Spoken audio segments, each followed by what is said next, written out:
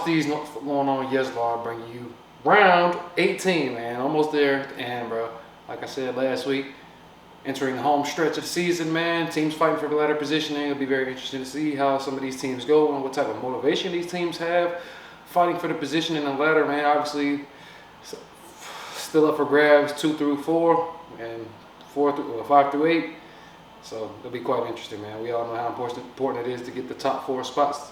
Afford yourself an extra loss in finals if need be. So I'm quite interested to see how these games go, man. Last week ended up 9 for 9 on tips, so you can refer to me as GOAT STEEZ this week, man. Yeah. So hopefully we keep this trend going, man. So without further ado, let's just get into it, man. First game, we got Carlton versus Brisbane, and it's at Marvel. And I don't think that fucking matters, man, because Carlton is just a shit show right now, man. Laughing stock of the AFL.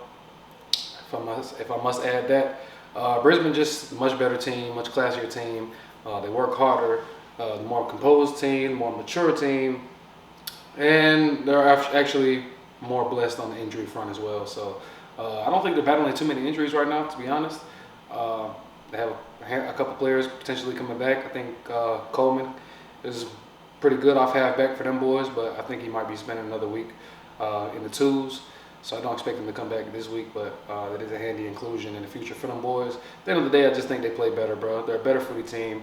Carlton is doing a bit of soul searching at the moment, man. And they're under the pump. So until they show me anything that's worthy of them being tipped, I'm not going to tip them boys, especially against a team who's top of the tables, man. And I'm the reigning premier. So we're definitely going Brisbane here. By a handful of points, I must add that. Second game, we have Gold Coast versus Collingwood. This one's at People First Stadium, so Gold Coast have the home ground advantage, but I think this will be a test for Gold Coast, man. I think this is a kind of a litmus test for them to see where they're currently at. As far as being competitive, I think Collingwood is really the gatekeeper as far as how competitive you can be in finals and how much of a realistic shot you are at winning a premiership. Sidebottom and Bobby Hill are probably returning this week, which are handy inclusions for Collingwood. So that's not something that I'm sure Gold Coast really want to hear, but Gold Coast on the other end are getting Jared Witts back and potentially Sam Collins. Those are definitely two, the ruckman and the fullback. So those are two great additions onto the team that they would like to have to give themselves the best chance to beat Collingwood. But it's hard for me to tip against Collingwood, man, no matter how well Gold Coast has been playing. So for that reason, I definitely have to tip Collingwood this round. Yeah, like I said, this will be a test for Gold Coast. I'll be interested to see how competitive they can be coming off of whooping Essendon ass. Which I don't think is really a great feat, but at the end of the day, you know, a win's a win, and if it's by a large margin, it's a large margin. Collingwood handed Carlton a complete ass whooping from beginning to end, and that wasn't very surprising if you don't mind, but yeah, we'll see how Gold Coast plays, and I'm going to tip Collingwood this game. Next we have Western Bulldogs versus Adelaide. This is an important game for Western Bulldogs to prove a point, I think. Them boys have struggled against teams in the top 8.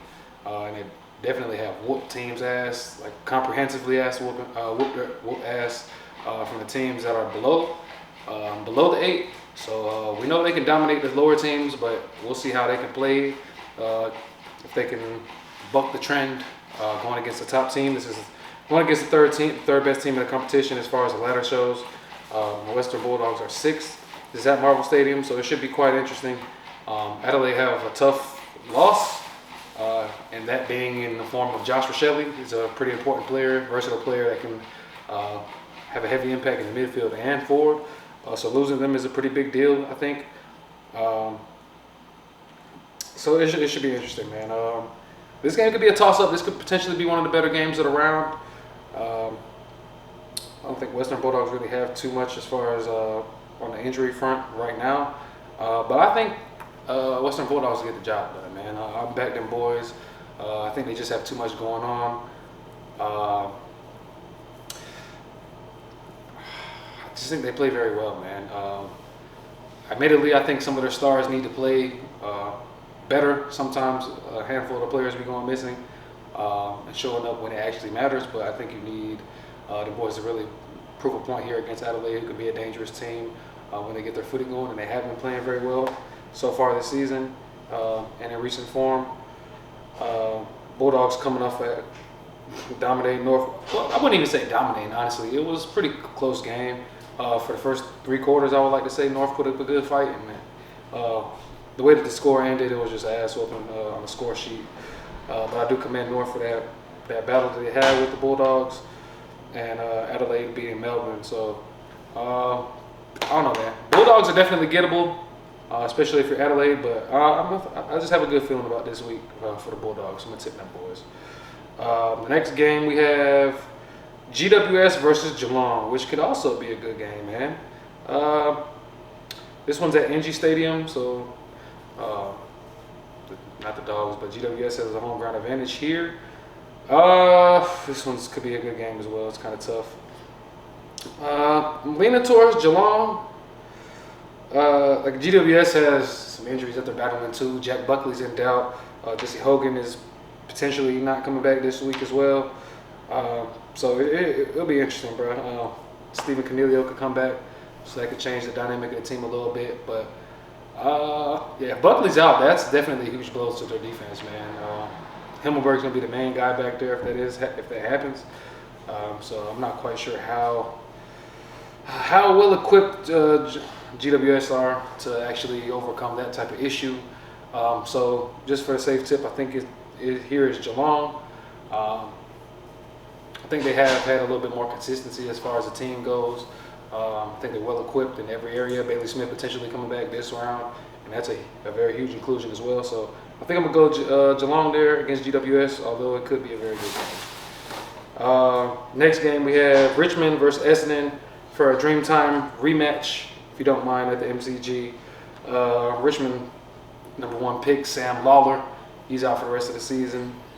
Huge blow for them boys. I think they had a couple of injuries this last game. Essendon obviously hasn't had very much luck with that injury on the injury front as well. Well, this game is pretty entertaining. You know, they both can be competitive when they go against each other, but it might not be the best quality of a match if you don't mind. Richmond also without Ralph Smith. They both had season-ending injuries last week against Geelong. But it shall be interesting, man. I think Essendon potentially getting Mason Redmond back. Although they do have their injuries, like I said, as well. Mason Redmond will be pretty important for them boys from a defending standpoint. Could potentially, Jai Caldwell also out too, so that's a pretty big deal. So it's hard for me to really choose here, man. Oh shit! I think I'll have to go Essendon, unfortunately, man. They are. It's a toss-up, bro. I'm really not quite sure, but I'm gonna just have to go Essendon on this one, man. I can see Richmond winning this one for sure, but I'm not quite comfortable tipping them boys. So let's go Essendon. Next on the list we have Freo versus Hawthorn, and this should be interesting, man. Freo come off a close loss against Sydney. Sydney has been improving, obviously, so I don't think there's really any shame into losing against them.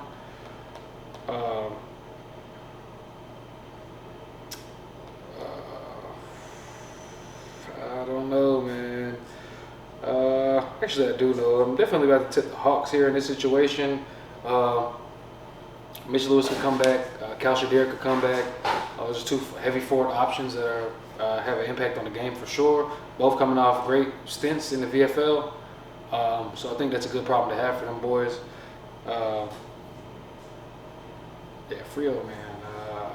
I just don't like tipping Freo, bro. I don't trust them boys, man.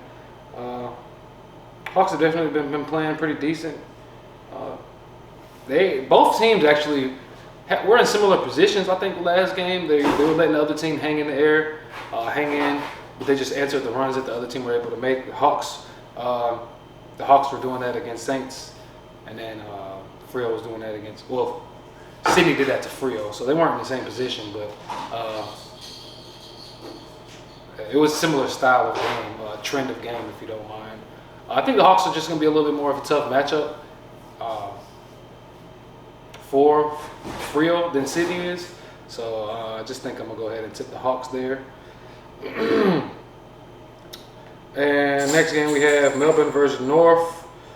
I don't think North is going to win this game, especially if Nick Larkey isn't playing. I think he's doubtful to play this game. Davies Uniacke had a concussion last game. So they have a lot of key players injured as well going on. I don't know if Jack Darling's coming back this game, but I think those players are pretty important for North. And going against a Melbourne team that has plenty of experience, I don't think it's really good for them boys to see this particular team.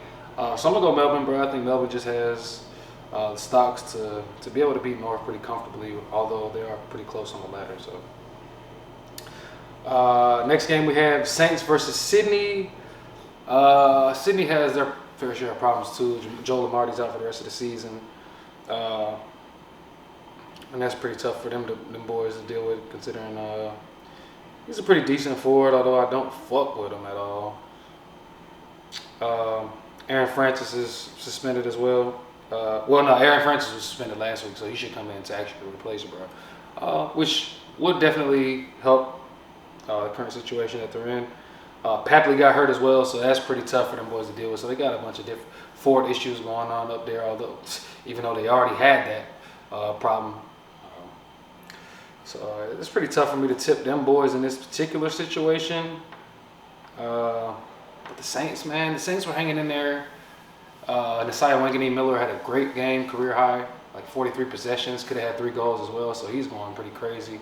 I just feel like Saints can win this game, man. For some reason, although they're not the better team than Sydney this season, I think Saints have a good shot. So I'm going to go throw a shot in the dark and tip the Saints this game at Marvel Stadium. I could look like a fool, but at the end of the day, fuck it, we ball. You talking to the guy who was 9-9, so I think I know a little bit of something. And the last game of the round, we're having Port Adelaide versus the West Coast Eagles, and I think this is a pretty easy tip. Port got beat by Brisbane pretty badly, and West Coast got completely thrashed by GWS, and Port just a better team at the end of the day. West Coast ain't quite there yet, man. I don't think this will be any different, bro. I think it's going to be more of the same with West Coast. The worst team in the competition at the moment. Port, I wouldn't say that they're in contention for the 8, but I wouldn't say that they're not either. They can win out the rest of the season. We'll see what happens. They'll need some help from teams above them on the ladder, but they should be motivated to try and finish it out strong. They do have some injuries that they had to deal with. Vicente got hurt. Sam Powell-Pepper tore his ACL last game as well. So I think there was another injury that they had. Radagalier got hurt as well. So it's very interesting to see how they're able to bounce back from those key losses. Ollie Lord potentially coming in. I kind of like Ollie Lord to see what he has to go, but what he has in store for us if he does end up playing. And Jeremy Finlayson is also a forward defender. Can play multiple roles for the team, who can potentially replace one of those players. So I don't think it'll be as dangerous of a blow to them boys, but I do think they'll still definitely be good enough to beat the Eagles. So yeah, that's what I got, man. Round 18 tips. Hopefully we end up 9 for 9 again. We'll see how we go. Like, comment, subscribe, all the YouTube shit, man. We'll be live in a couple hours, man, so check us out. Yes, Lord.